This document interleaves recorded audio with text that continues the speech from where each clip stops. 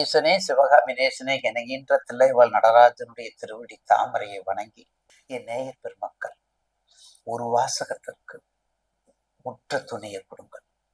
திருவாசகத்தை தெளிவிற படிங்கள். திருவாசகத்திற்கு முருகாதார், ஒரு வாசகத்திற்கு முருகார் என்ற வாக்கிற்கு இணங்க ஊக்கமும் ஆக்கமும் கொடுத்து உயர்வை கொடுங்கள்.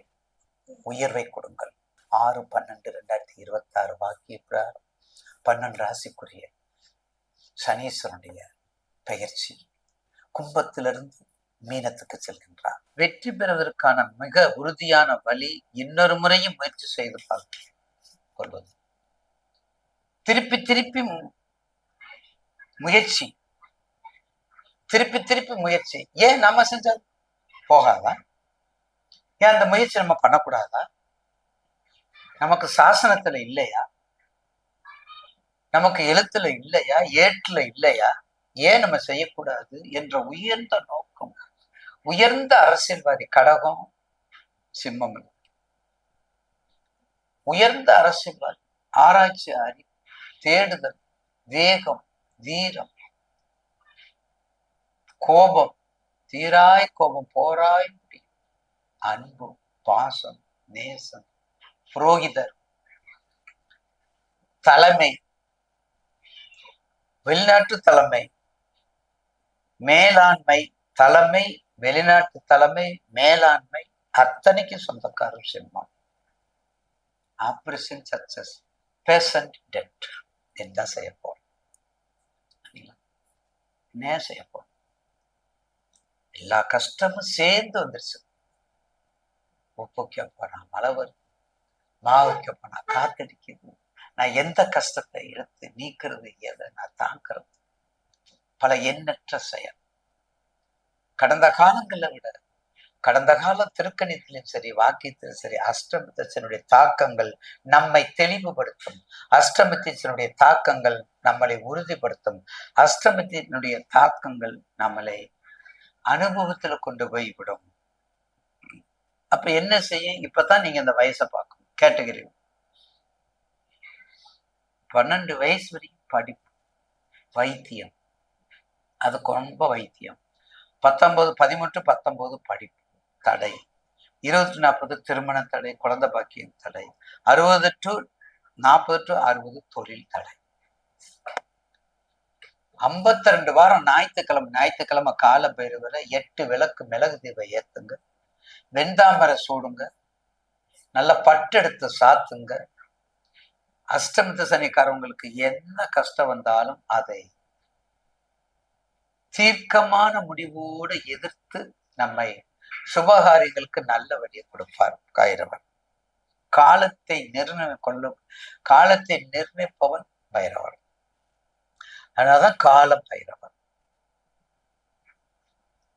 அனைத்து செல்வமும் கொடுக்கக்கூடியவன் சந்தான பைரவர்.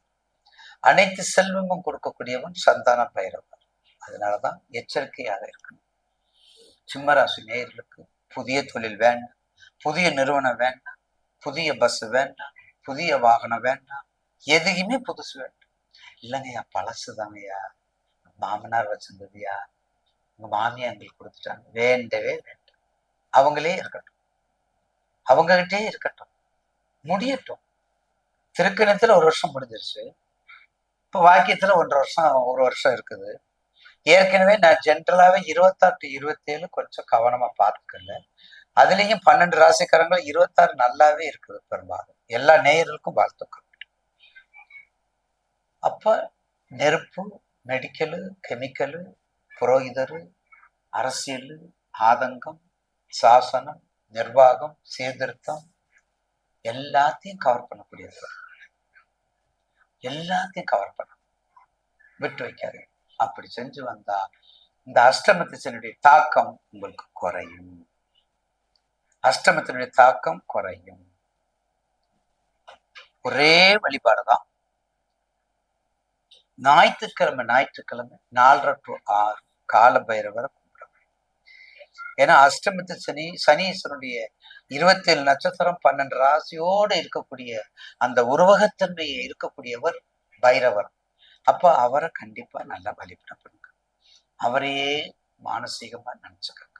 52 வாரம்னா 1 வருஷம். கூடுமானவர் அமாவாசைக்கு எலுமிச்சம்பழம் வாங்கி போடுங்க. மறிக்கொழுந்து மாலை வாங்கி சுட்டுங்க. மறிக்கொழுந்து குலதெய்வத்துக்கு மிக உகந்தது. மறிக்கொழுந்து குலதெய்வத்துக்கு மிக உகந்த மாலை. அதை பண்ணி போடுங்க. நிச்சயமாக வாழ்க்கையை ஜெயிப்பீங்க. அதுல மாற்று கருத்து அல்ல, விட்டுறாதீங்க.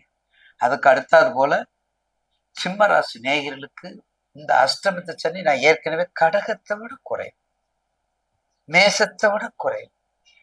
ஏன்னா அந்த தாக்கங்கள் சார், அப்பா பிள்ளை, அப்பா மேல பிள்ளைக்கு பாசம், ஆனா பிள்ளை மேல அப்பாவுக்கு கோபம். அதை இதை எப்படி சொல்றத பெத்த மனம் பித்து பிள்ளை மனம் கல்லுன்னு சொல்லுவோம்.